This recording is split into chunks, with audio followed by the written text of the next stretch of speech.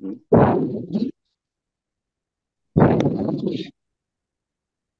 হচ্ছে না, পেয়েছে না।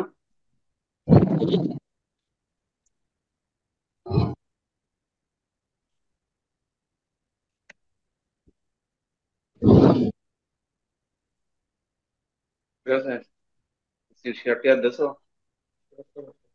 হ্যাঁ,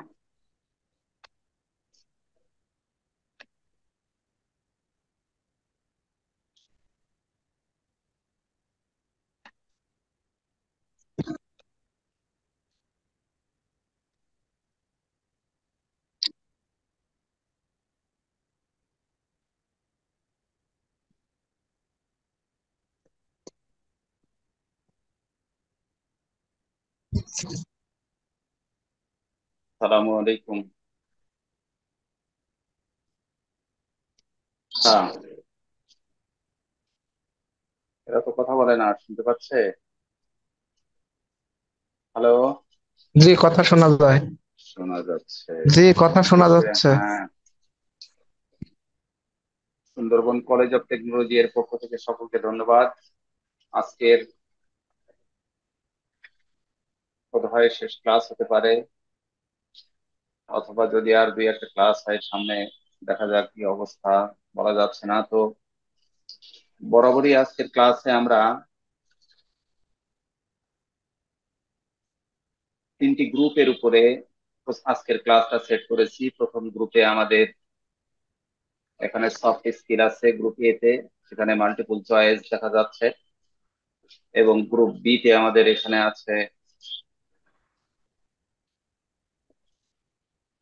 গ্রুপ বি তে একটা শর্ট কনভারসেশন দেখা যাচ্ছে এখানে আমাদের। এবং গ্রুপ সি তে গতদিনকার ক্লাসের অবশিষ্ট অংশ, একটা প্রোগ্রেস রিপোর্ট দেখা যাচ্ছে। তো আমরা গ্রুপ এ সফট স্কিলের উপরে কয়েকটি মাল্টিপল চয়েস এখানে দেখেছি। তো মাল্টিপল চয়েস এর মধ্যে নাম্বার ওয়ান যেটা দেখা যাচ্ছে, choose the correct one, where do you see him, make it passive. এখানে একটা ভয়েস চেঞ্জের অপশন দেওয়া হয়েছে। এবং আজকের বোধ হয় মেবি 2টার দিকে, 2 PM আমি এই ক্লাসটা আপনাদের হোয়াটসঅ্যাপে দিয়েছি। তো হোয়াটসঅ্যাপে আপনারা ক্লাসটা যারা দেখছেন, তারা বোধ হয় ক্লাস সম্পর্কে একটা মোটামুটি ধারণা চলে আসছে। আমিনুর সাহেব, কি ক্লাস দেখা হয়েছে? এই ক্লাসটা আমি যেটা হোয়াটসঅ্যাপে দিয়েছি 2টার দিকে, এটা কি দেখা হয়েছে? ক্লাসটা দেখা পড়ছে? না, না স্যার, দেখা হয়নি। আচ্ছা, আমি তো ক্লাসটা যেদিন নেই, ক্লাসটা আগেই কিন্তু আপনাদের হোয়াটসঅ্যাপ গ্রুপে দিয়ে দেই, যাতে করে এই ক্লাসটা সম্পর্কে একটা ধারণা ক্রিয়েট করা যায়। এবং ক্লাসের উপরে যদি কোনো প্রশ্ন থাকে, if any question is arised about the class, then you will inform me easily. কোনো প্রশ্ন থাকলে সহজে আমাকে জিজ্ঞাসা করতে পারবেন, এই জন্যই কিন্তু এই ক্লাসটা আগেই দিয়ে দেওয়া হয়। তো এখানে একটা অপশন দেখা যাচ্ছে, what do you see him. এটাকে আমরা কি করব? প্যাসিভ ভয়েস করব, তাহলে নিশ্চয়ই সেন্টেন্সটি অ্যাক্টিভ হয়ে যায়, আছে নাকি? তো এরকম ধরনের অপশন কিন্তু আপনাদের আসবে। তো এখানে আমরা দেখেন, উত্তরপত্র বের করার জন্য আমরা যারা জানি, যাদের জানা আছে এই ফরম্যাটটা জানা আছে, তাদের জন্য খুবই সহজ। কিন্তু সবার জন্য এই ক্লাসগুলো, যারা জানে যারা জানে না, যারা নতুন ক্লাসে যোগদান করছে, তাদের জন্য এখানে লেখা হয়েছে কিন্তু, if the sentence is started with any other question or, যদি সেন্টেন্সটি কোশ্চেন অর দিয়ে শুরু হয়, এই যে আমি যেটা ব্লক করলাম কোশ্চেন অর, অর্থাৎ ডব্লিউএস কোশ্চেন দিয়ে যদি শুরু হয়, সেই ক্ষেত্রে আমরা কি করব? 4 স্টেপস অতিক্রম করে, এখানে কিন্তু স্টেপ 1, 2, 3 এবং 4, এই 4টা স্টেপের উপরে আমরা এটাকে পরিবর্তন করব। তো এই 4টা স্টেপ অতিক্রম করে এটাকে আমরা খুব সহজেই বেসিক করতে পারি। এই 4টা স্টেপের নাম্বার ওয়ান, স্টেপ ওয়ান হচ্ছে মেক ইট অ্যাফার্মেটিভ। অর্থাৎ যে সেন্টেন্সটা আমাদের ইন্ট্রোগেটিভে আছে সেন্টেন্সটাকে আমরা অ্যাফার্মেটিভ করব। স্টেপ টু, এখানে আছে নাও মেক ইট প্যাসিভ, তারপরে ওই অ্যাফার্মেটিভ সেন্টেন্সটাকে আমরা প্যাসিভ করব। Step three, again make it interrogative, তারপরে আমরা ওই প্যাসিভ ভয়েসটাকে ইন্ট্রোগেটিভ সেন্টেন্স করব। Number four, step four, put the question word at first place, এবং আমরা প্রথম স্থানে অর্থাৎ ওই সেন্টেন্সের প্রথমেই কিন্তু ডব্লিউএস ওয়ার্ডটা লাগিয়ে দিই। এই হচ্ছে আমাদের এই সেন্টেন্সটা অ্যাক্টিভ থেকে প্যাসিভ করার জন্য সব থেকে সহজ এবং গ্রহণযোগ্য নিয়ম, রুলস। তো আমরা এখানে দেখি আমাদের এক্সাম্পলটা, আমাদের প্রশ্নটা আছে where do you see him, তুমি তাকে কোথায় দেখো। তো এই সেন্টেন্সটা স্টেপ ওয়ান কে আমরা অনুসরণ করি, এটাকে আমরা প্রথম কি করব, মেক ইট অ্যাফার্মেটিভ, এটাকে আমরা অ্যাফার্মেটিভ সেন্টেন্স করব। You see him, number one এক্সাম্পলে নাম্বার ওয়ানে আমরা ইউ সি হিম লিখেছি। নাম্বার টু তে লিখেছি he is seen by you, কারণ স্টেপ টু তে আমাদের বলছে যে মেক ইট প্যাসিভ, এটাকে আমরা প্যাসিভ করব। সেই সূত্রে আমরা এক্সাম্পল টু তে আমরা লিখেছি ইউ সি হিম, এটাকে আমরা কি করেছি, প্যাসিভ করেছি। হিম হচ্ছে এখানে অবজেক্ট, এখানে আমাদের এই যে সিলেক্ট পজিশনে হিম অবজেক্ট, অবজেক্টটাকে আমরা সাবজেক্ট করে হি করেছি, প্রেজেন্ট ইনডেফিনিট টেন্স ইজ বসিয়েছি।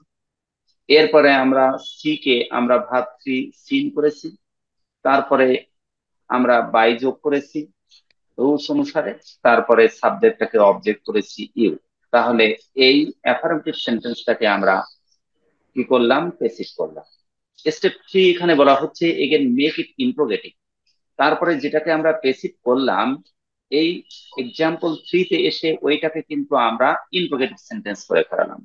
অর্থাৎ কোন অ্যাফার্মেটিভ বা অ্যাসার্টিভ সেন্টেন্সকে যদি আমরা ইন্ট্রোগেটিভ করতে যাই, if the if any assertive sentence changed into interrogative, then we will insert the auxiliary verb before the subject।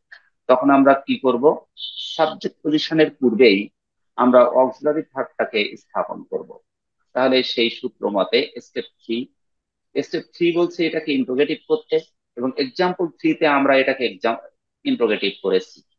Is he seen by you, আমরা কিন্তু এটা চেঞ্জ করে is he seen by you করলাম।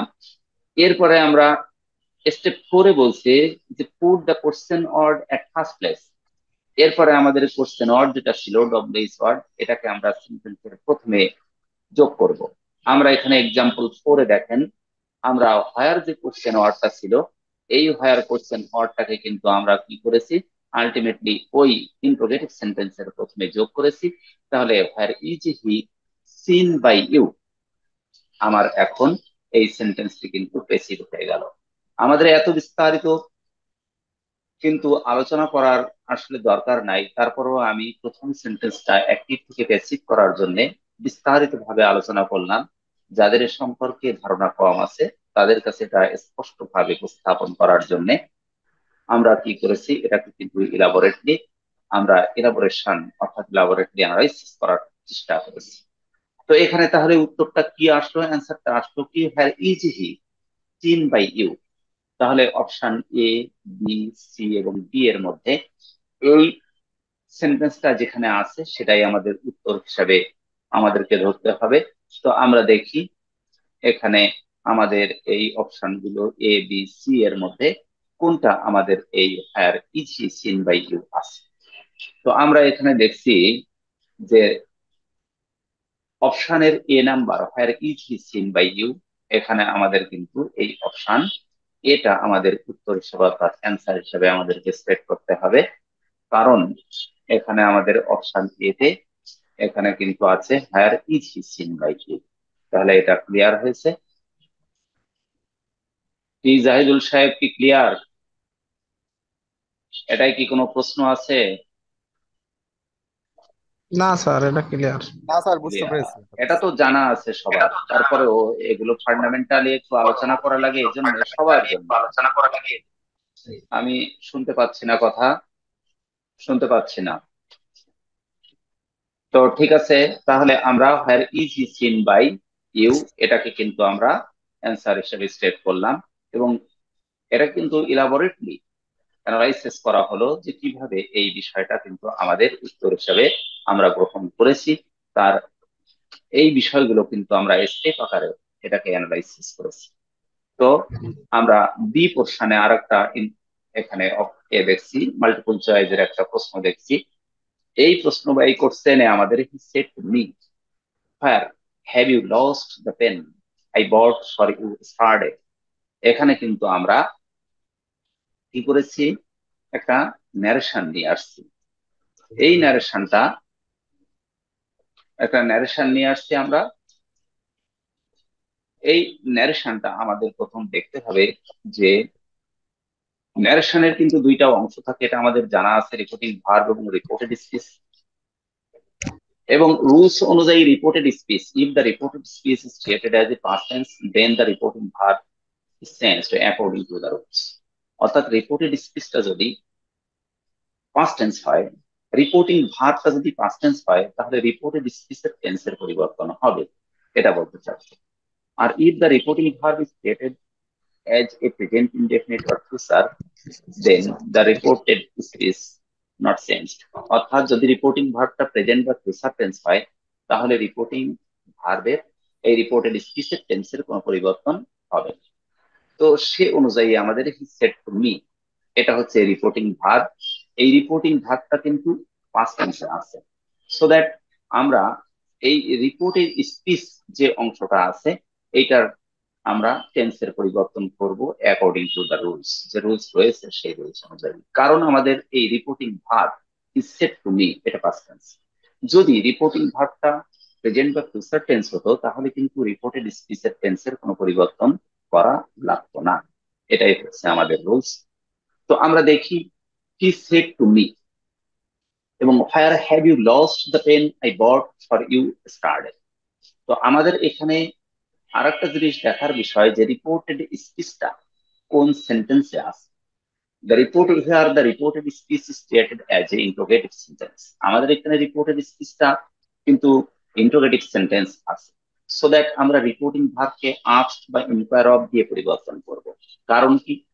Because the reported speech is stated as a interrogative sentence, so we change the reporting verb as a asked or inquire of. তো আমরা এখানে সাবজেক্টকে হি রেখে দিলাম, এখানে আমরা হি রেখে দিয়েছি, দেখি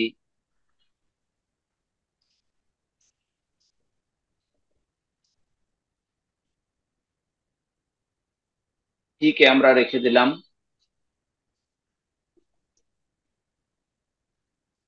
এরপরে আমরা আস্কড বাই ইনকোয়ার অফ দেব। আস্কড বাই ইনকোয়ার অফ, তাহলে আমরা আস্কড দিয়ে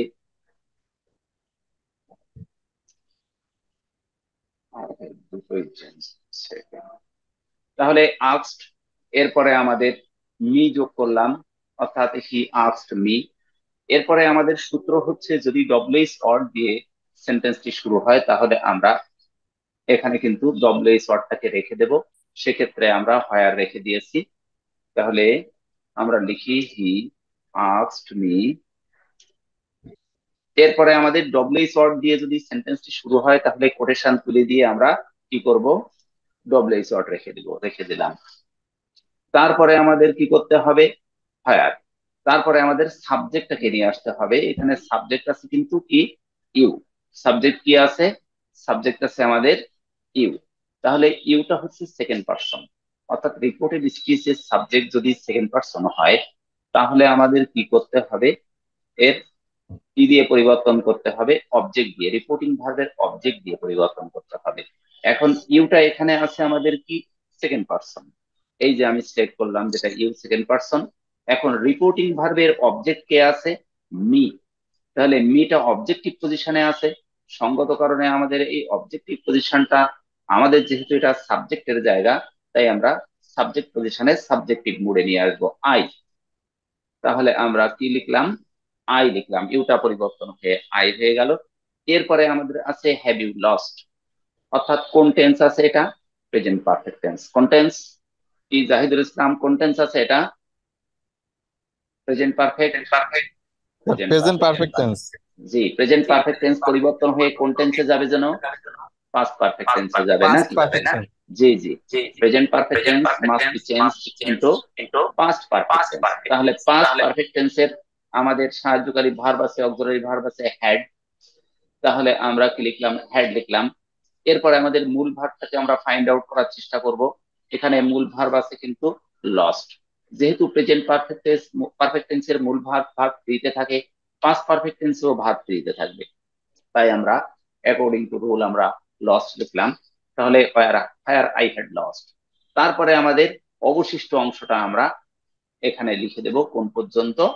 আমরা লিখে দেব দ্য পেন। দ্য পেনটাকে আমরা লিখবো এখানে where I had lost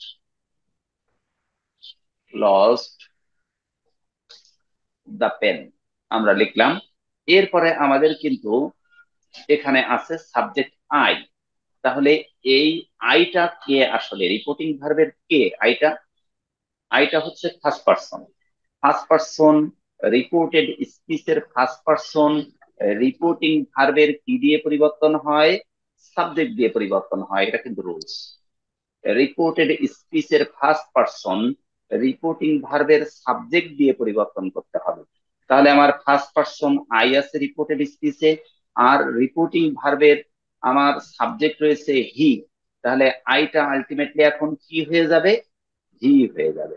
clear হয়েছে না হয়নি? বোঝা যাচ্ছে কি? বোঝা যাচ্ছে? আমার জি কথা স্যার, কি ক্লিয়ার হচ্ছে? বোঝা যাচ্ছে স্যার। হ্যাঁ, তাহলে আমরা এটা কি করব? আইটাকে আমরা কি করব? হি করব না? হি। তাহলে আইটাকে আমরা হি করলাম এখানে। সেন্টেন্সটা এখানে যাচ্ছে না তো।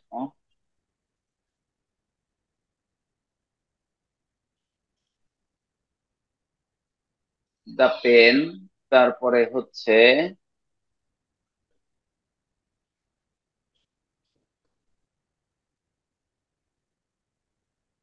হি, তারপরে আমাদের বড। বডটা কোন টেন্সে আছে? ব্রড। ব্রড শব্দের অর্থ হলো আনায়ন করা। তাহলে এটা হচ্ছে পাস্ট ইনডেফিনিট টেন্স। তাহলে এই অংশটাও পাস্ট ইনডেফিনিট টেন্স পরিবর্তন হয়ে কোন টেন্স হয় ন্যারেশনে? কোন tense? Perfect, past perfect. Past perfect. তাহলে he asked me where I had lost the pen he had brought।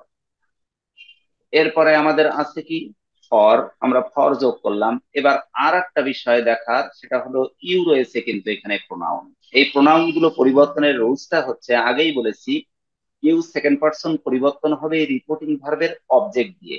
এটা মনে রাখা দরকার, অবজেক্ট দিয়ে পরিবর্তন হবে। তাহলে এখানে ইউ আছে, আমাদের এই যে রিপোর্টেড স্পিচে ইউ রয়েছে, ইউটা মি দিয়ে পরিবর্তন হবে। কি দিয়ে পরিবর্তন হবে? মি। কারণ কি? সেকেন্ড পারসন রিপোর্টিং ভার্বের অবজেক্ট দিয়ে পরিবর্তন হবে। তাহলে আমরা এখানে এই জায়গাটা কার জায়গা? এটা কি সাবজেক্টের জায়গা না অবজেক্টের জায়গা? এই হচ্ছে I had lost the pen he had brought for. এই যে মি রয়েছে এখানে আমাদের মূল সেন্টেন্সের মধ্যে, এই যে ইউ, এই যে ইউ শব্দটা যেখানে আছে, এটা কি অবজেক্টের জায়গা না? অবজেক্টের জায়গা নাকি? তাহলে এখানে আমাদের মি বসবে। যদি সাবজেক্টের জায়গায় বসতো তাহলে আই বসতো, মি। এরপরে হচ্ছে স্টার্ডে আছে আমাদের অ্যাকর্ডিং টু রুল। স্টার্ডেটা পরিবর্তন হয়ে দ্য প্রিভিয়াস ডে হওয়ার কথা। এটা রুলস অনুযায়ী নাকি? প্রিভিয়াস ডে এটা হওয়ার কথা। তাহলে এই অপশনটা যেখানে রয়েছে, এইটা আমাদের অ্যান্সার হিসাবে সিলেক্ট করতে হবে। এইটা আমাদের চারটা অপশনের মধ্যে কোথায় আছে এটা আমাদের দেখতে হবে। কোন নাম্বারে রয়েছে এটা? এটা বি, কোন নাম্বারে আছে? বি জি, নাম্বার। ই নাম্বার না বি বি নাম্বারে বি না? বি। হ্যাঁ, বি নাম্বারে আছে। তাহলে এটা আমাদের উত্তর হবে। আমরা কিন্তু বিষয়টা অ্যানালাইসিস করে দেখলাম যে কিভাবে এটা পরিবর্তন হচ্ছে এবং কোন কোন রুলস এর উপরে ভিত্তি করে এটা পরিবর্তন হচ্ছে, এটা কিন্তু আমরা দেখার চেষ্টা করলাম। এখানে বি, এই যে আমরা এমসিকিউটা দেখলাম এখানে, এখানে কি আপনাদের কোনো জিজ্ঞাসার আছে? এর উপরে কোনো প্রশ্ন আছে? কোনো জায়গায় কোনো প্রশ্ন আছে কিনা এই ন্যারেশনটার উপরে? ন্যারেশনটার উপরে কোনো জিজ্ঞাসার আছে? নাই? না স্যার, না না স্যার, পরেরটাই দেন। আচ্ছা, তাহলে এটা ক্লিয়ার আছে। এগুলো খুব সহজ জিনিস, এভাবেই আসে আর কি। যে কোনো ধরনের মাল্টিপল চয়েস আসতে পারে। তো আমরা অ্যান্সার এখানে দেখিয়েছি। এখানে অ্যান্সার, কারেক্ট অ্যান্সার হচ্ছে বি। এরপরে আমরা সি, আর একটা এমসিকিউ দেখছি, বেশ কিছু কাজ আছে এখানে আমরা দেখব। দেখেন, select the most appropriate appropriate synonym of the given word অ্যাভার্ব। এখানে একটা ওয়ার্ড দেওয়া হয়েছে, এই ওয়ার্ডে আমাদের সিনোনিম, অধিক গ্রহণযোগ্য সিনোনিম অর্থাৎ সমার্থক শব্দ কোনটি সেটাকে আমার খুঁজে বের করতে হবে। তো অ্যাভার্ট শব্দ অর্থাৎ সিনোনিম এবং অ্যান্টোনিম ওয়ার্ড যদি আমরা বের করতে যাই, তাহলে কিন্তু আমাদের প্রথম যে কাজটা করতে হবে ওই ওয়ার্ডের অর্থ জানতে হবে। এটা কোনো মেকানিজম কোনো কিছুই না, এটা ওয়ার্ড মিনিং এর উপরে নির্ভর করবে। যদি আমার if the meaning of the word is known to me, then I will distinguish between the right and wrong. যদি আমি এই শব্দের অর্থটা জানি, তাহলে কিন্তু আমি পার্থক্য নিরূপণ করতে পারবো দুইটার মধ্যে। আর যদি অর্থ আমার অজানা থাকে, তাহলে কিন্তু এটা আদৌ impossible for me two distinguish between the right and wrong, এটা একবারেই অসম্ভব। সো দ্যাট আমাদেরকে কিন্তু কি করতে হবে, we have to know the right meaning, the right meaning of the word. ওই ওয়ার্ডের সঠিক মানে অর্থটা আমাদেরকে জানতে হবে, এটা কিন্তু প্রথম শর্ত। তো আমাদের এখানে একটা শব্দ আমরা সিলেক্ট করেছি, এটা কঠিন আসবে না। এটা সব থেকে বড় বিষয় হচ্ছে ইতিপূর্বে যে প্রশ্নগুলো হয়েছে এটা অত্যন্ত সহজ, একেবারেই সহজ, প্রায় সব জানা। আর মাল্টিপল চয়েস গুলো সবসময় আসলে পরীক্ষার হলে এটা জানাই হয়ে যায়। একটু অপেক্ষা করলে, যেটা না হয় একটু অপেক্ষা করলে, এটা আলটিমেটলি ও জানা হয়ে যাবে যে 7টি মাল্টিপল চয়েস আসবে, এগুলোর উত্তর মোটামুটি জানা হয়ে যাবে ওই হলের মধ্যে, এটা আলটিমেটলি হয়ে যাবে আর কি। তো তারপরেও আমাদের কিছু প্রস্তুতি নেওয়া দরকার। তো অ্যাভার্ট, অ্যাভার্ট শব্দটা আমাদের কিন্তু এখানে একটা ওয়ার্ড দিয়েছি, এই ওয়ার্ডের অ্যাপ্রোপ্রিয়েট সিনোনিম ওয়ার্ডটাকে আমার খুঁজে বের করতে হবে।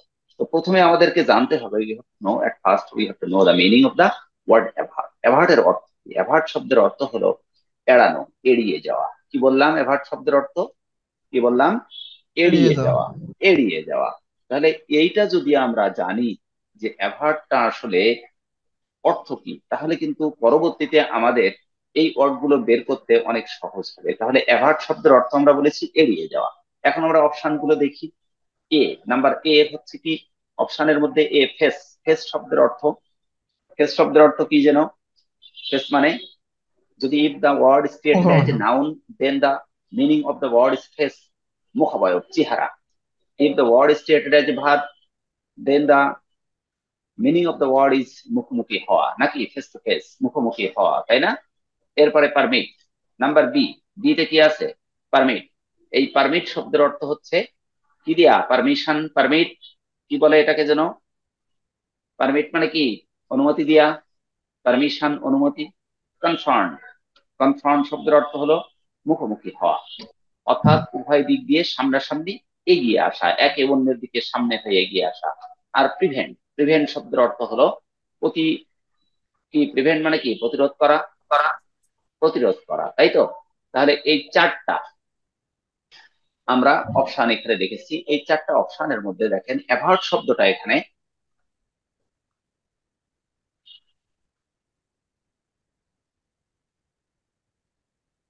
দিয়ে, আমাদের কে যেন একজন কমেন্ট করছে,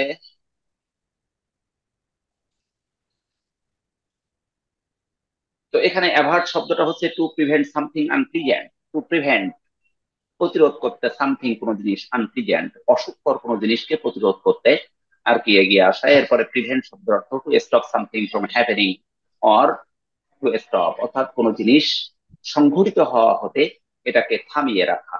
তো এই ক্ষেত্রে আমরা প্রিভেন্ট শব্দটাকে অধিক অ্যাপ্রোপ্রিয়েট মনে করছি, কারণ প্রথমটা হচ্ছে টেস্ট, তারপরে হচ্ছে টেস্ট, তারপরে হচ্ছে পারমিট, তারপর হচ্ছে কনফার্ম। তো সো দ্যাট এখানে প্রিভেন্ট শব্দটা, প্রিভেন্ট মানে প্রতিরোধ করা বা এড়িয়ে যাওয়া, এখানে আমরা কিন্তু অপশন ডি কে উত্তর হিসেবে সিলেক্ট করছি। কারণ অন্য অপশন গুলো কিন্তু এখানে এর পাশাপাশি অর্থ বহন করছে না।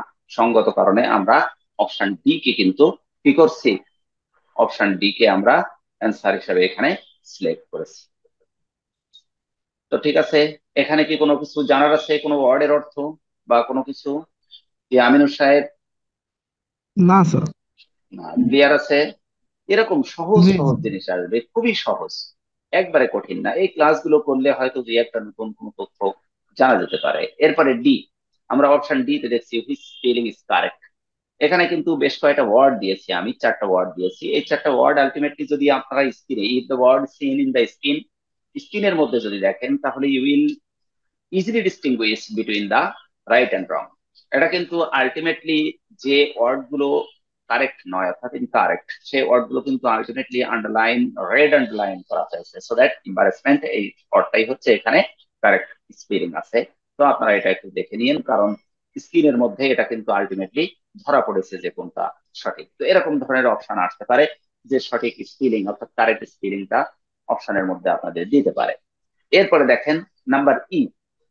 নাম্বার ই তে যেটা আমরা দেখছি, একটা সাধারণ জ্ঞান, জেনারেল নলেজ। জেনারেল নলেজ থেকে একটা প্রশ্ন আমি এখানে দিয়েছি। এরকম অপশনে মাঝে মাঝে দেখা যায় যে এমসিকিউ তে জেনারেল নলেজ থেকে আপনাদের প্রশ্ন আসে। On which day Bangabandhu was awarded the Joliot and Curie medal by the world peace council. World peace কাউন্সিলে বঙ্গবন্ধু শেখ মুজিবুর রহমান, বঙ্গবন্ধু শেখ মুজিবুর রহমান ওয়ার্ল্ড পিস যে কাউন্সিল, এই কাউন্সিল থেকে জুলি এবং কুরি অর্থাৎ জুলি কুরি যে পুরস্কারটা কত সালে কোন তারিখে পেয়েছিলেন।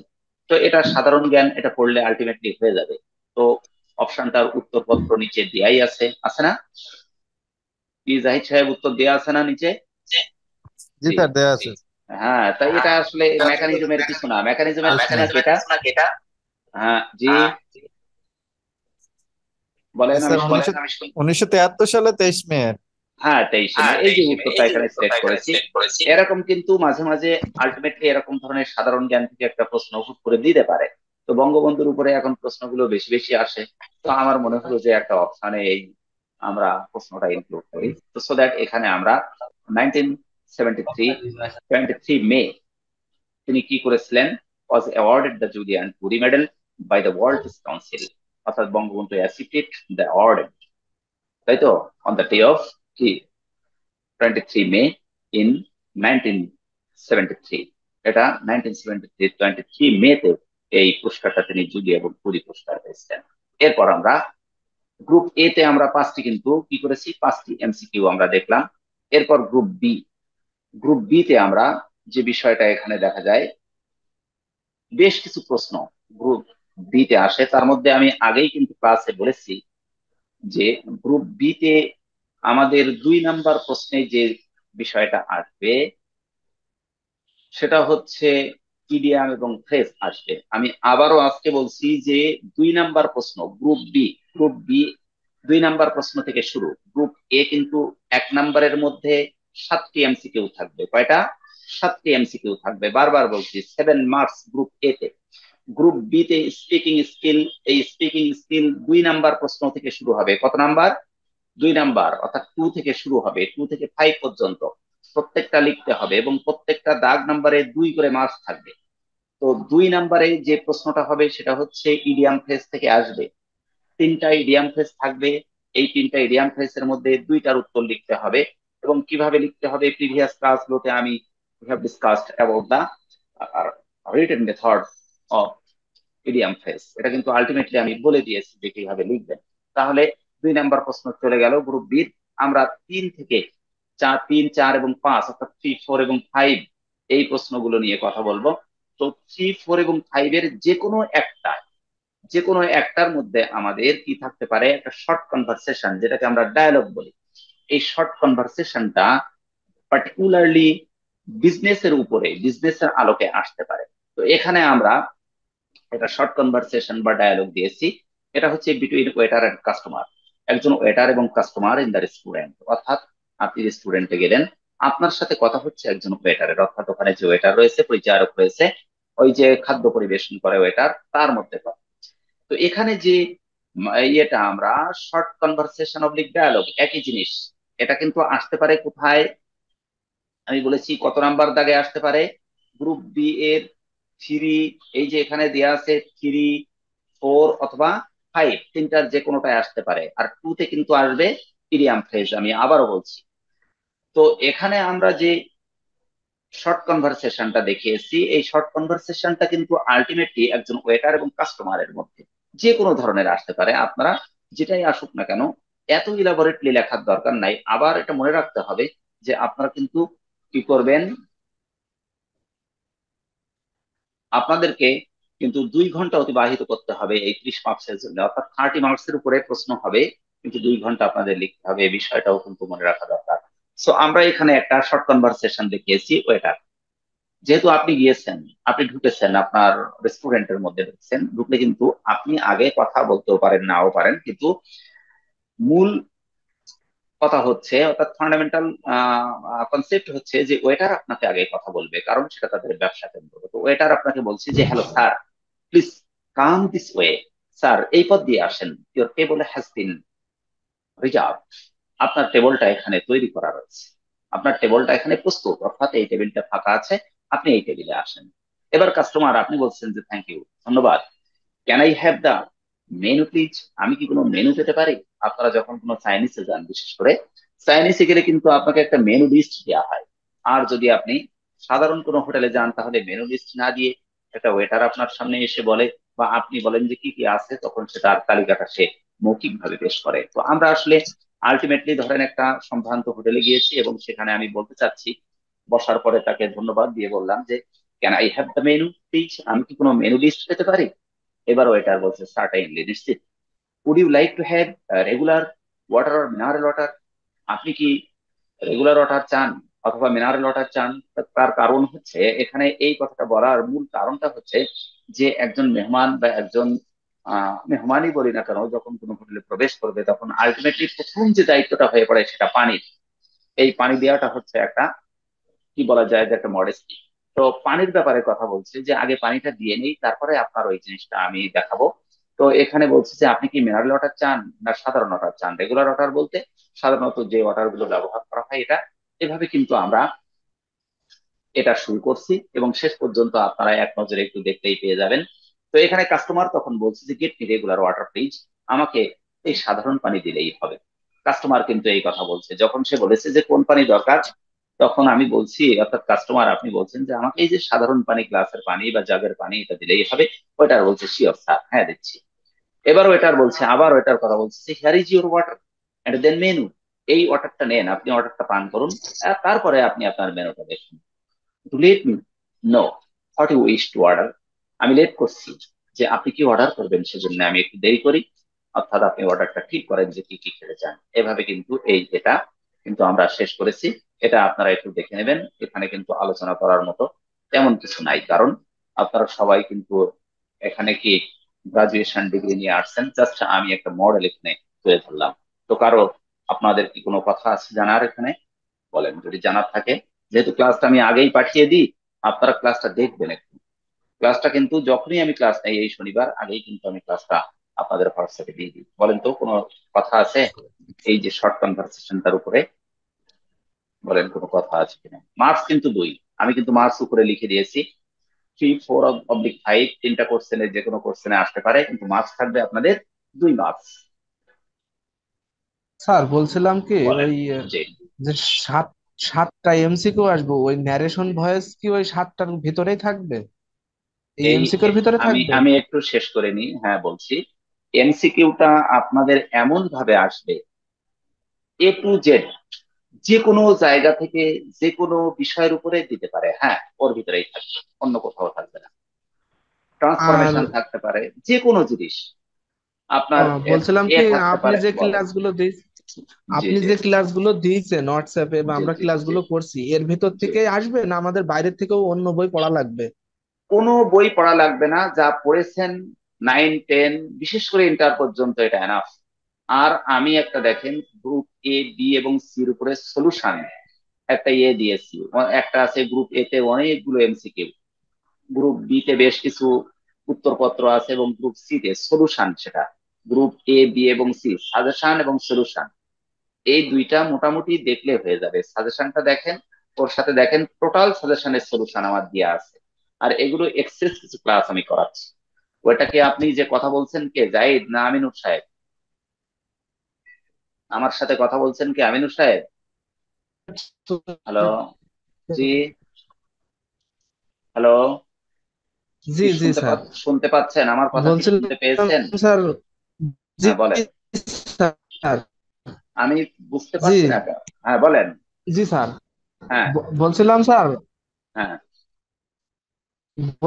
বলছিলাম স্যার ওই যে আর যে দুইটা সাবজেক্ট পরীক্ষা বাংলায় মানে আপনার 45টা মতো প্রশ্ন আছে, আর একটা ক্লাসে দেখলাম মানে আর একটা শিটে মানে 10-12টা শিট এক জায়গায় করে দিয়েছে। তাই ওই ওই যে বাকি যে দুইটা সাবজেক্ট মানে পরীক্ষা হবে আমাদের, আর বাকি যে দুইটা, তো ওই প্রশ্নগুলো পড়লেই হবে না কি? তো আমি তো কিছু, ওগুলো তো ক্লাস আমার হয় না আমাদের।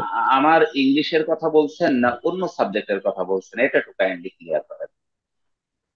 অন্য সাবজেক্টের কথা বলছেন অন্য কি? অন্য সাবজেক্ট যে স্যার আর দুইটা যে। আমি বুঝতে পেরেছি, বুঝতে পেরেছি। জি আচ্ছা, জি স্যার, এইটা জি। এটা কাইন্ডলি একটুখানি, আমি বোধহয় জাহিদ সাহেবের দুপুরের দিকে জাহিদ সাহেবের নক করার কারণে একটা নাম্বার দিয়েছিলাম। আমাদের যে এমডি স্যার নিজেই এটা ড্রিল করেন, এমডি স্যারের সাথে কথা বলায় এমন কোনো আপত্তি কিচ্ছু না। ওনার সাথে একটু যোগাযোগ করলে এটা সহজ হয়। আমি আসলে এই বিষয়টা সম্পর্কে জানি না। বুঝতে পেরেছেন কিনা আমার কথা? আমার কথাটা কি ক্লিয়ার হয়েছে? হ্যাঁ। হ্যাঁ, জি ওনার সাথে কথা বলবেন। উনি স্যার, এই জি বিষয়টা জি ড্রিল করেন, স্যার, কোর্স কোঅর্ডিনেট করেন জি। উনি। আমি এই বিষয়টা আসলে জানি না। আমি বুঝতে পারছি শুধু। জি জি, বুঝতে পেরেছেন আমার কথা? হ্যাঁ, তাহলে ও, ওনার সাথে ঠিক আছে স্যার একটুখানি। জি জি, বলেন। জি স্যার, জি। স্যার আপনি যে বলতেছিলেন যে সাজেশন এবং সলিউশনের যে শিটের কথা বলতেছেন ওইটা কোথায় হ্যাঁ, দেওয়া আছে? এটা আমার এই আপনাদের গ্রুপে দেওয়া আছে, গ্রুপ। গ্রুপে তো আমি নতুন জয়েন হয়েছি, তো ওখানে আচ্ছা তো শোনেন, আগের আমি গ্রুপগুলো আপনাকে আসেনি। আমি আপনাকে ক্লিয়ার করি। আপনি আজকে 9টার পরে, অর্থাৎ রাত্রে 9টার পরে আমাকে হোয়াটসঅ্যাপে রিং দিয়েন, আমি পার্সোনালি আপনার হোয়াটসঅ্যাপে এটা পাঠিয়ে দেবো।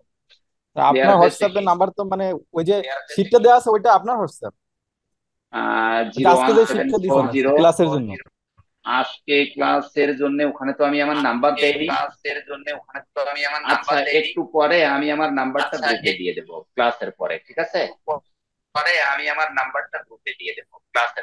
আছে?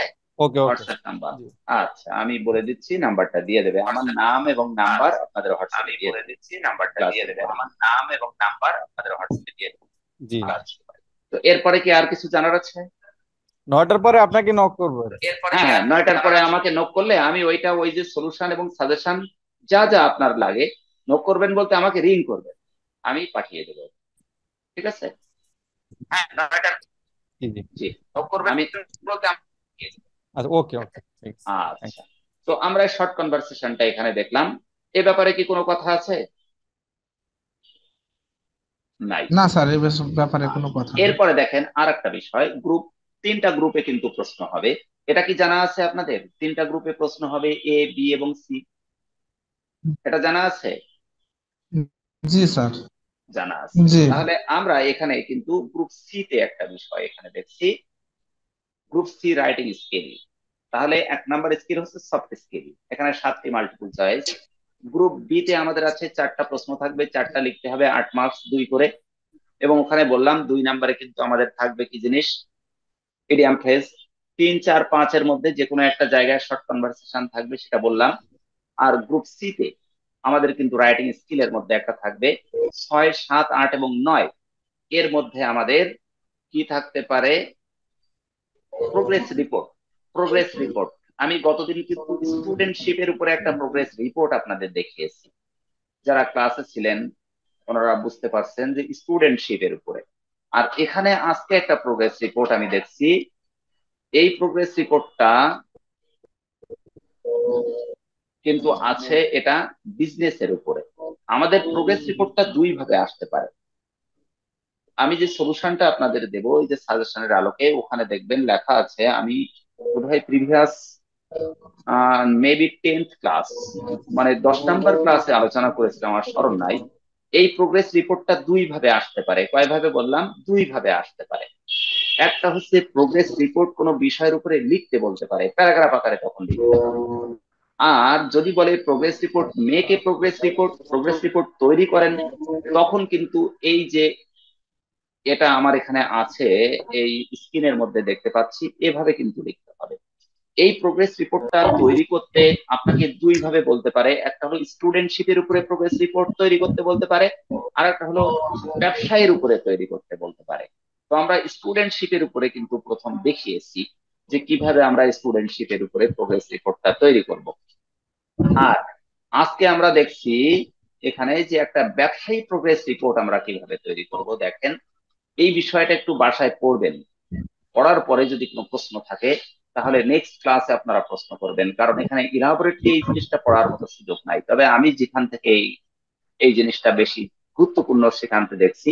দেখেন, প্রজেক্ট ইনফরমেশন আছে নাকি এখানে? দেখা যাচ্ছে প্রজেক্ট ইনফরমেশন 1 2 3 জি স্যার। 4 5 কোশ্চেনে আছে নাকি? হ্যাঁ, প্রজেক্ট জি। ইনফরমেশন জাস্ট একটু খেয়াল করবেন, খেয়াল করলে এই মানে টেনশনের কোনো কিছু না, এতটাই ইজি যে আসলে চিন্তা করা যাবে না যে এতটাই ইজি। এই ইংলিশটা খুবই সহজ। তো প্রজেক্ট ইনফরমেশন থেকে আপনি শুরু করবেন। আর উপরে যে বিষয়টা লেখা আছে দেখেন, ওই যে অন্যরকম কালি দিয়ে কি ওহি কোয়ালিফাইড এনার্জি প্রজেক্ট ট্যাক্স কি যেন লেখা আছে না, দেখছেন নাকি? এই যে আমার কার্সারটা যেখানে দেখতে পাচ্ছেন স্ক্রিনের মধ্যে, এই যে জি। ওই, হ্যাঁ জি। দেখতে পাচ্ছেন, হ্যাঁ কোয়ালিফাইড কি যেন এনার্জি ওইও প্রজেক্ট, কোয়ালিফাইড হ্যাঁ হ্যাঁ, এই এনার্জি সব প্রজেক্ট লেখার ট্যাক্স আপনার, হ্যাঁ একটু একটু অপেক্ষা করেন, এক্সাম্পশন। এসব লেখার কোনো দরকার নাই। এটা জাস্ট আমি একটা ফরম্যাট এখানে দিয়েছি। আপনি আপনার যে কোনো একটা প্রজেক্টের নাম দিলেন, ভ্যাকসিনকো দিলেন, বা ওই ব্রাক দিলেন, বা ওই আরো কি এনজিও আছে না, বর্ষা আছে, তারপরে কত কি এনজিও আল্লাহ দুনিয়ায় আছে, একটা এনজিওর নাম ওখানে লিখে দিলেন। আমি কি ক্লিয়ার করতে পেরেছি? ক্লিয়ার? আমার কথা কি বুঝতে পারছেন না পারছেন না? যে জি কোনো জি। একটা কিন্তু নাম আপনি এখানে দিয়ে দিবেন, দেখছেন? তাহলে ওই নাম এবং ঠিকানা একটা এই উপরে এই জায়গাটায় আপনি দিয়ে দিবেন। এসব কিচ্ছু দেওয়ার দরকার নাই। দিয়ে দেওয়ার পরে আপনার এখানে দেখেন এই লেখাগুলোর পরে একটা ইনস্ট্রাকশনস আছে, আছে নাকি ইনস্ট্রাকশনস? এই যে ইনস্ট্রাকশনস লেখা আছে এখানে, ওর পরেই প্রথম প্যারায় ইনস্ট্রাকশনস লেখা আছে, ইন অ্যাকর্ডিংস উইথ ওহি অ্যাডমিনিস্ট্রেশন কোড এত এত এত, এগুলো ঠিকানা, তাই তো? এগুলো আমি পুরো কিছুই করব না, না করে ওই ঠিকানাটা লেখার পরে আপনারা এখানে প্রজেক্ট ইনফরমেশনে চলে যাবেন, সরাসরি প্রজেক্ট ইনফরমেশন। তাহলে এই প্রজেক্ট ইনফরমেশনে যাওয়ার পরে দেখেন এখানে লেখা আছে অন প্রজেক্ট ওনার, মানে কি প্রজেক্টের মালিক নাকি, অর্থাৎ ওই প্রজেক্টটা কাকে দিয়ে আপনি করাচ্ছেন, XYZ আপনি কাউকে দিয়ে করাতে পারেন। এরপরে সার্টিফিকেট ডেট, তাই তো? অথবা ওই প্রজেক্টটার মূল মালিকটাকে, তার নামটা আপনি দিয়ে দিলেন ওখানে। এরপর সার্টিফিকেট ডেট, আপনি এই প্রজেক্টটা অনুমোদন পেয়েছেন, সমাজ সেবা থেকে পায়, তারপরে যুব উন্নয়ন থেকে পায়, তারপরে আরো কোথা থেকে যেন অনুমোদন পায়। তবে এই যে অনুমোদন পাওয়ার যে ডেটটা, ওই ডেটটা ওখানে দিয়ে দিলেন। তারপরে ডেট কনস্ট্রাকশন দিলেন, তারপরে যে কনস্ট্রাকশনটা চলছে আপনার, ওটা কোন তারিখে শুরু হলো ওটা ওখানে দিয়ে দিলেন। তারপরে general description of the work undertaken, এখানে আপনি যে ওয়ার্কটা কাজটা করছেন, এখানে মনে করেন একটা রাস্তা নির্মাণ করছেন 4 কিলোমিটার, এই 4 কিলোমিটার রাস্তাটা আপনি নির্মাণ করতে যে কিন্তু কি করেছেন, general description of the work undertaken, আপনাকে একটা আন্ডারটেকেন দিতে হয়েছে যে এই কাজটা এত তারিখে শুরু হবে, এত তারিখে শেষ হবে, এবং এই রাস্তার মধ্যে এই এই মাল লাগানো হবে, অর্থাৎ এই জিনিসগুলো সম্পৃক্ত করা হবে, এ সম্পর্কে ছোট্ট একটা তথ্য আপনি আপনার ভাষায় দিয়ে দেবেন। এরপরে এস্টিমেটেড, এখানে শতকরা আছে অফ প্রজেক্ট রিমেইনিং, আপনি যখন এই প্রোগ্রেস রিপোর্টটা তৈরি করছেন যে এই 4 কিলোমিটার রাস্তার মধ্যে কত কিলোমিটার আপনি এখানে বাদ আছে আপনার কাজটা করতে, এস্টিমেটেড এখানে শতকরা অফ প্রজেক্ট রিমেইনিং, অবশিষ্ট কাজ, অর্থাৎ 3 কিলো হয়ে গেছে, 1 কিলো বাকি আছে, 2 কিলো হয়েছে, 2 কিলো বাকি আছে, এখানে 2 কিলো কথাটা লিখে দিলেন। Estimated completed date, completion date, আপনি ওই 1 কিলো যেটা বাদ আছে এটা আপনি কতদিনের মধ্যে এটা শেষ করতে পারছেন তার একটা ডেট আপনি এখানে দিয়ে দিলেন। তাহলে এই প্রথম প্রজেক্ট ইনফরমেশনটা বুঝতে পেরেছেন কিনা? প্রোগ্রেস রিপোর্ট যদি তৈরি করতে বলে ব্যবসায়ের উপরে, সেক্ষেত্রে এটা করতে হবে, কিন্তু আবার বলছি এই যে 6টা কলম আমি আলোচনা করলাম এটা কি স্যার বুঝতে পেরেছেন? ইন্ট্রোডাকশনটা কি লেখা লাগবে কিনা? আমি পরে বলছি, ওটা পরে বলছি, অবশ্যই বলবো। মানে এটা কি আপনি বুঝতে পেরেছেন? এই যে জি জি বিষয়টা আমি, এটা বুঝছি। ক্লিয়ার? এরপরে আমি লাস্ট ওই কথাটা বলছি। দেখেন, এরপরে এমপ্লয়মেন্ট ইনফরমেশন, এখানে একটা তথ্য আছে, এমপ্লয়মেন্ট ইনফরমেশন। দেখেন, এমপ্লয়মেন্ট ইনফরমেশনটা কি, number of days construction was in progress, এখানে number of days construction was in progress, অর্থাৎ প্রোগ্রেসের মধ্যে ছিল, অর্থাৎ কতদিন ধরে এই প্রজেক্টটা চলছে, 1 মাস 2 মাস 3 মাস, এটা লিখে দিলেন। Total hours work by all employees, আপনার যে এমপ্লয়ি গুলো আছে আজ পর্যন্ত কতটা সময় তারা ওয়ার্ক করেছে, number three, total hours work by Ohio ইজনো domiciled employees. Total hours work মানে ওই যে কোম্পানি, আপনার কোম্পানিতে নিয়োজিত 10 জন শ্রমিক, তারা মোট কাজ কতদিন করেছে, মোট তাদের কর্মস্পৃহা, কর্মদক্ষতা কতদিন তারা কর্ম সম্পাদন করেছে। অল এমপ্লয়ি কতটা করেছে আর আপনার গ্রুপে কতটা করেছে। তার মানে বিষয়টা কিন্তু এখানে একটু জটিলতা আছে, অর্থাৎ আপনার কোম্পানির লোক আছে 10 জন আর বাইরের লোক আছে আরো 5 জন। এখন ক্লিয়ার কিনা বিষয়টা? এখানে কিন্তু মার্কিং করবে মূলত এই দুইটা পয়েন্টের উপরে, উপরে নিচে কোনো বিষয় না। আমার কথা কি বুঝতে পারছেন না পারেননি? Number two, total hours work by all employees, সব এমপ্লয়ি মিলে স্যার কাজটা এইখানে তো কতটা করবে বলেন, বলেন। টোটাল আওয়ার্স ওয়ার্ক বাই আমি নাম্বার টু এর কথা বলছি। নাম্বার টু হচ্ছে অল অল এমপ্লয়িজ বলতে আপনার এমপ্লয়ি কোম্পানির 4 জন আছেন আপনারা। অল এমপ্লয়িজ হ্যাঁ, আমি বলি আপনার কোম্পানির আছে 4 জন আর আপনি 5 জনকে ভাড়া করে নিয়েছেন। হ্যাঁ, আমি বলি আপনার কোম্পানির আছে 4 জন আর আপনি 5 জনকে ভাড়া করে নিয়েছেন। এই ভাড়া করা সহ এটা নাম্বার থ্রিতে যাবে। হ্যাঁ, এই সরি, নাম্বার টুতে যাবে। এটা নাম্বার থ্রিতে যাবে, থ্রি নয়, টুতে যাবে, নাম্বার টুতে টুতে যাবে জি। তাহলে 10 আর 5 15 জন কাজ করেছে কত? আর থ্রিতে হচ্ছে শুধু আমার কয়জন, শুধু আমার আপনার কোম্পানির লোক যে 10 জন বা 5 জন আছে তারা কত? শুধু আপনার কোম্পানির লোক যে 10 জন বা 5 জন ক্লিয়ার কিনা? আমি ক্লিয়ার করতে জি পেরেছি? জি, এটা হচ্ছে আওয়ারে আসবে, মানে ঘন্টায় আসবে। আওয়ার, আওয়ার, হ্যাঁ, ঘন্টায় আসবে, ঘন্টায় আসবে। প্রোগ্রেস রিপোর্ট করতে গেলে এভাবে করতে হবে। তাহলে ক্লিয়ার হয়েছে কি আমার কথা? জি জি। জি, ক্লিয়ার। এরপরে নাম্বার ফোর, নাম্বার ফোরটা আমাদের আছে ওহি। এখানে কি এমপ্লয়িজ কি করেছে? Percentages, line 3 divided by line 2, তাই তো? এখানে আমাদের এই যে ওহি যে কোম্পানি, অর্থাৎ আপনার বর্ষা কোম্পানি বা আপনার যে কোনো একটা কোম্পানি, এই কোম্পানিতে নিয়োজিত যে এমপ্লয়িরা রয়েছে, এই এমপ্লয়িরা এদের পার্সেন্টেজটা আসলে কত? আপনি বাইরের লোকজন কতটা নিয়েছেন আর আপনার কোম্পানির লোক কতটা আছে, তারা কতটা কাজ করলো এবং এরা কতটা কাজ করলো, এই এভারেজ এই পার্সেন্টেজেসটা এখানে কিন্তু আপনার বসিয়ে দিতে হবে যে কত পার্সেন্ট কাজ তারা সম্পাদন করলো। আপনার কোম্পানি বেশি কাজ করেছে না আপনি যাদেরকে ভাড়া করে নিয়েছেন তারা আপনার এই কাজের বেশি অংশটা সম্পাদন করলো, এই বিষয়টা পার্সেন্টেজেসটা এখানে 2-3 লাইনের মধ্যে লিখে দিতে হবে। এই হচ্ছে এর মূল বডি, মূলটা হচ্ছে এই। এখন এ পর্যন্ত বুঝতে পেরেছেন কিনা? এবার ইনস্ট্রাকশনস এর কথা বলবো। এ পর্যন্ত কোনো প্রশ্ন আছে কিনা? আমার মূল মার্কিং হবে কিন্তু ওই দুইটা পয়েন্টের উপরে। এখানে কি আপনার কোনো কথা আছে আপনাদের জানার আছে? যে প্রোগ্রেস রিপোর্টটা তৈরি করতে আমাদের দুইটা কিন্তু ওই পোর্শন রয়েছে, এই দুইটা পোর্শনকে আমরা হাইলাইট করব। এখানে আপনাদের কোনো কথা আছে কিনা? কি জাহিদুল সাহেব, কোনো কথা আছে আপনাদের? কথা আছে জানার আছে? না স্যার, বুঝতে পারছি। না, তাহলে সব ক্লিয়ার হয়েছে। আমরা ওই দুইটা জিনিস কিন্তু সুন্দর করে লিখবো যে 5 মার্কস না, ওই মার্কসটা ওর উপরেই নির্ভর করে। এরপরে দেখেন উপরের দিকে যে ইনস্ট্রাকশনটা আছে, ইনস্ট্রাকশনটা একটু পড়বেন। পড়ার পরে দেখবেন যে কি বলতে চাচ্ছে আসলে। এই বিষয়টা হচ্ছে আপনার এই ইনস্ট্রাকশন অর্থাৎ নির্দেশনা, এটাকে বলা হয় কি নির্দেশনা। তাহলে এই নির্দেশনার মধ্যে এই যে আপনার যে বর্ষা এনজিও অথবা যে এনজিও বা ওই হোক, যে এনজিও হোক, এই এনজিওটা মূলত কোড সেকশন, অর্থাৎ এর একটা রেজিস্ট্রেশন নাম্বার থাকে, রেজিস্ট্রেশন নাম্বার দিয়ে আপনি লেখা শুরু করলেন এবং কোন প্রজেক্টের উপরে আপনার কর্মটা সম্পাদন করছেন এবং কোন তারিখের মধ্যে শুরু করলেন আর কোন তারিখে শেষ করবেন, এই ডিসক্রিপশনটা ইনস্ট্রাকশনের মধ্যে থাকবে। স্যার আশা এটা করব তো বুঝতে তাহলে পেরেছেন। কোশ্চেনে দিয়ে দেওয়ার কথা, কোশ্চেনে এটা থাকবে। আমি ক্লিয়ার করব, আপনার কথাটা ক্লিয়ার করব, অবশ্যই কোশ্চেনের মধ্যে থাকবে। এখন কোশ্চেন যদি আপনার এই বিষয়টাকে এড়িয়ে যায়, অর্থাৎ এরকম কোশ্চেন আমি আসতে দেখেছি, যেহেতু দীর্ঘদিন কোর্সটা চলছে, আপনাদের ফাইন আর্টসে ছিল, এখন এটা এর মধ্যে যোগ করে দিয়েছে। তো এখানে যে বিষয়টা দেখা যাচ্ছে, সরি, আহ যে বিষয়টা দেখা যাচ্ছে সেটা হলো অনেক সময় কি করে, make a progress report on the ongoing project, আর কিছু লেখে না। আমি কি ক্লিয়ার করতে পেরেছি? Make a progress report on the ongoing project, আর কিছু দেবে না প্রশ্নে, তখন আপনাকে লিখতে হবে এটা। ক্লিয়ার হয়েছে না হয়নি? কি আমার কথা কি শুনতে পাচ্ছেন না? শুনতে পাচ্ছেন কি আমার কথা? তাহলে স্যার কমপ্লিশন আমি ডেট না, নেটওয়ার্কের মানে, এত সমস্যা, শুনতে পাচ্ছি না। জি স্যার শোনা যাচ্ছে স্যার।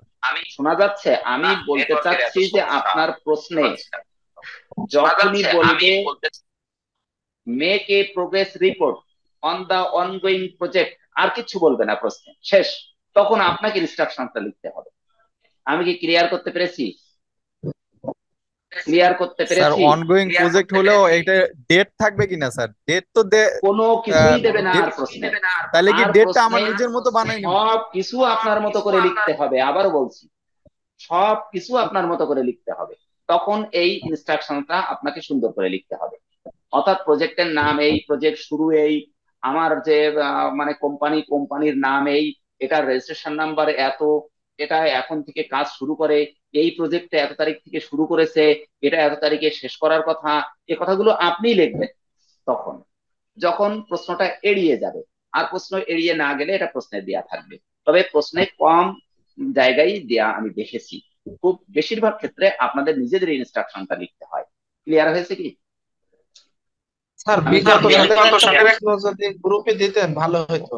বিগত প্রশ্ন দুইটা দেয়া আছে ওখানে, আমি দিয়েছি দুইটা, আপনারা গ্রুপে একটু দেওয়া আমার আছে? ক্লাসগুলো দেখেন। হ্যাঁ, দেয়া আছে দুইটা। তার মধ্যে একটাই ও, আছে thank you. স্টুডেন্টশিপের উপরে লিখছে, আর এর পিছনে আরো অনেকগুলো আছে, তা সেগুলো আমি আর দেইনি এভাবে। তো এটা ধরে নেন লেখা থাকবে না, আর ধরে নেন লেখা থাকবে, যদি না থাকে তাহলে আপনি লিখবেন আপনার ভাষায়, আপনার মতো করে লিখবেন। আমি কি ক্লিয়ার করতে পেরেছি বিষয়টা? জি স্যার। এরপরে দেখেন জি আমার স্যার। এই যে 2 নম্বরে যেটা আছে, a complete construction progress report should be submitted to the following address. এবার আপনি একটা প্রজেক্ট রিপোর্ট তৈরি করলেন, এবার কোন মানে অ্যাড্রেসে আপনি এটাকে পাঠাবেন? আপনি তো একজন এমপ্লয়ি, বর্ষার একজন এমপ্লয়ি আপনি, আপনাকে একটা প্রজেক্টের দায়িত্ব দেওয়া হয়েছে, তাহলে এটা আপনাকে তখন লিখতে হবে। এবার আপনার ওই যে বর্ষা এনজিও অথবা যে এনজিও বলেন, তার এনজিওর ঠিকানায় আপনি এটা পাঠিয়ে দেবেন। এই যে এ কমপ্লিট কনস্ট্রাকশন প্রোগ্রেস রিপোর্টটা should be submitted to the following address, এটা আপনাকে এই অ্যাড্রেসে কি করতে হবে? প্রেরণ করতে হবে। এখন এই কথাটা আপনি লিখবেন না, আপনি লিখবেন এটা সাবমিটেড টু দা অ্যাড্রেস। এই সাবমিটেড টু দা অ্যাড্রেস এই কথাটুকু লিখে দিলেই হয়ে যাবে। ঠিক আছে, ওই অ্যাড্রেসটা আপনি এখানে লিখবেন। এই অ্যাড্রেস আপনার সাতক্ষীরা হতে পারে, বা আপনার এরিয়ায় খুলনা হতে পারে, ঢাকা হতে পারে, যে কোনো জায়গায় এই এই যে এটা আপনি দিয়ে দিবেন, ঠিকানাটা আপনি দিয়ে দিবেন। এরপরে দেখেন একটা স্যার লাস্টের এটা বুঝি নাই আর কি স্যার। কোন জায়গাটা আপনি বোঝেননি একটু বলেন। ওই যে complete construction progress report should হ্যাঁ, submitted to the following address, হ্যাঁ, মানে এখানে আমার একটা কি করতে বলেন, ক্লিয়ার করেন। মানে এইখানে স্যার আমার কি করতে হবে? মানে আপনি বললেন না আমার তো এই আপনাকে অ্যাড্রেসে পাঠাইতে হবে। আপনাকে একটা অ্যাড্রেসে পাঠাতে হবে, কিন্তু সেটা এই উপরে আপনাকে অ্যাড্রেসটা লিখতে হবে, আপনার লিখতে হবে। আপনি একটা প্রজেক্ট প্রোগ্রেস রিপোর্ট তৈরি করলেন, রিপোর্টটা আপনি কোথায় রাখবেন? আপনার কাছে রেখে দেবেন না কোথাও পাঠিয়ে দেবেন? তাহলে আপনার যে অফিস আছে, এই হেড অফিসের ঠিকানাটা এখানে লিখতে হবে। আমার কথা কি বুঝতে পেরেছেন? এবং সে জায়গায় আপনি সাবমিটেড দ্য ফলোইং অ্যাড্রেস এই কথাটা লিখে এই অ্যাড্রেসটা লিখবেন। এখন কি ক্লিয়ার করতে পেরেছি না পারেনি? স্যার বুঝতে পারছি, বুঝতে পারছি। পেরেছেন তো? জি জি জি। হ্যাঁ, না পারলে আমাকে হোয়াটসঅ্যাপে নক করেন। আচ্ছা, গেল এটা। তাহলে অ্যাড্রেসটা আপনি লিখে দেবেন, যে অ্যাড্রেস আছে। এরপরে দেখেন আরেকটা ইসে আছে, if you have any question about this report, এটা অবশ্যই আপনাকে লিখতে হবে এই লাইনটা।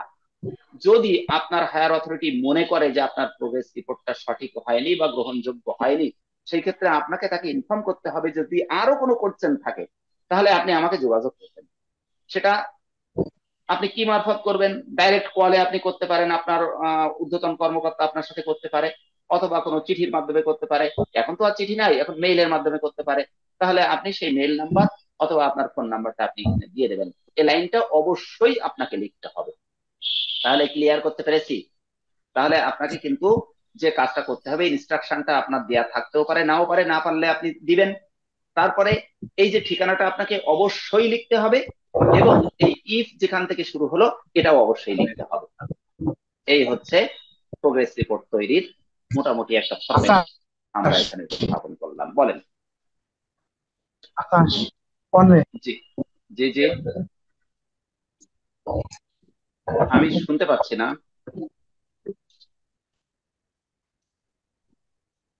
কথা বলেন। শুনতে পাচ্ছেন? আমার কথা শুনতে পাচ্ছেন? হ্যালো? জি জি, আপনার কথা শোনা যায় স্যার। বলছি, আর কোনো শুনতে জিজ্ঞাসার পাচ্ছি আছে? স্যার। হ্যাঁ, জিজ্ঞাসার আছে কোনো? না স্যার, বুঝে গেছে। না স্যার, ক্লিয়ার তো? হ্যাঁ, তা কিন্তু আমি আবারও বলছি, ঠিকানা এবং ইফ, অর্থাৎ তার কোনো প্রশ্ন আপনার কাছে থাকলে এই যে ইফ দিয়ে শুরু হলো, এই ঠিকানা থেকে শেষ পর্যন্ত আপনাকে অবশ্যই লিখতে হবে প্রোগ্রেস রিপোর্টের মধ্যে। এটা কিন্তু মনে রাখবেন, এই ফরম্যাট, অর্থাৎ ঠিকানা, তারপরে আপনার তার তার কিছু জিজ্ঞাসা থাকলে সেটা, আর প্রজেক্ট ইনফরমেশন, এবং এখান থেকে শেষ পর্যন্ত লিখতে হবে। ইনস্ট্রাকশনটা আপনার কোশ্চেনের মধ্যে থাকতেও পারে, নাও পারে। যদি না থাকে তাহলে লিখবেন, থাকলে তো আর দরকার নাই, তবে থাকা উচিত ছিল। মাঝে মাঝে এই কারিগরি বোর্ড তো আসলে কিছু বলার নাই, এখানে আমরা আসলে মাস্টারি করি, ওদের এক এক সময় এক এক চিন্তা ব্রেনে আসে, সেভাবে এরা প্রশ্ন করে। তো ঠিক আছে, আজকে এ পর্যন্ত থাকবে ক্লাস। যদি কারো কিছু জিজ্ঞাসা থাকে, কি যেন, সাফাত রায়হান না কি যেন নতুন করে আসলো এখন, কি রায়হান জি, সাহেব আসসালামু শোনা আলাইকুম। যাচ্ছে? জি স্যার। এখন কেন ক্লাসে? আজকে তো অনেক গুরুত্বপূর্ণ তথ্য, কিছু তথ্য নিয়ে আলোচনা করলাম। ঘুমাই গেছিলেন নাকি? জি স্যার। হ্যাঁ, ঘুমাই গেলে হবে? আচ্ছা, ধন্যবাদ, আজকে ক্লাস শেষ হলো স্যার, আপনাদের। বলেন। স্যার এই যে রিপোর্টটা, এটা তো হলো বিজনেস পারপাসে, আর কিরকম আসতে পারে? ওই যে বললাম, স্টুডেন্টশিপের উপরে আসতে পারে, গতদিন ক্লাসে আলোচনা করেছি। আমার গতদিনের স্টুডেন্টশিপ ক্লাসটা আমি তো দেখেন। আর কোনো ক্লাস করি নাই স্যার, এটাই হচ্ছে আমার ফার্স্ট ক্লাস আর কি। আরে ভাইয়া শোনেন, ওই যে গতদিনের যে ক্লাসটা, অর্থাৎ আজকের জন্য কত, 14th তো নাম্বার ক্লাস না? 14th না? জি হ্যাঁ, জি জি 13 নাম্বার যে ক্লাসটা আছে, এই ক্লাসটা একটু দেখেন, দেখার পরে আমার সাথে একটু কন্ট্যাক্ট করেন। ওই ক্লাসে ওই যে আপনার স্টুডেন্টশিপের উপরে একটা আমি দিয়েছি। ওইটার ওইটার কি ভিডিও দেয়া থাকে না ওই আহ ক্লাসটা? আমি তো আপনাদের ওই যে ইসে পাঠিয়ে দেই, ওই কি বলে, গ্রুপে পাঠিয়ে দেই। আবার ভিডিও দেয় ক্লাসে, কিন্তু ভিডিওটা আমি দেই না, তো আমি ওটা বুঝি না অত। ওই স্যার ভিডিওটা আগের অফিস থেকে মানে দেয়। আগের স্যার হোয়াটসঅ্যাপে তো নতুন আমি অ্যাড হয়েছি, আগের গুলো কিছু নাই। আচ্ছা, আপনার যে যে তো ল্যাব তাহলে রয়েছে, আপনাকে, আপনি আমাকে একটু কন্টাক্ট করে 9টার পরে কন্টাক্ট করে বিষয়গুলো আমাকে ফোনে জি জি, কথা বলেন, আমি আপনাকে হেল্প করার চেষ্টা তাহলে করবো স্যার ইনশাল্লাহ। ওখানে একটু আমার বিগত সালের কোশ্চেনটাও একটু দিয়ে দিয়ে না। হ্যাঁ হ্যাঁ, 2টা কোশ্চেন ওখানে দেওয়া আছে, দেখি আমি চেষ্টা করবো ওই সময় যে যা যা আপনার ওয়ান্টিং আছে, আমি রাত্রে একটু নিরিবিলি ওখানে টেবিলে বসি, তখন জি, একটু কথা আপনাকে আমি বলেন, তাহলে আমি 9টার ইনশাল্লাহ। সময় হ্যাঁ হ্যাঁ, ট্রাই করবো 9টার পরে একটু জি জি আপনি আমাকে জি, thank you। কল করুন। Thank you. জি ধন্যবাদ। আল্লাহু আকবার। সরুর নাও, এই আমার নাম্বারটা একটুখানি ওই হোয়াটসঅ্যাপ নাম্বারটা একটু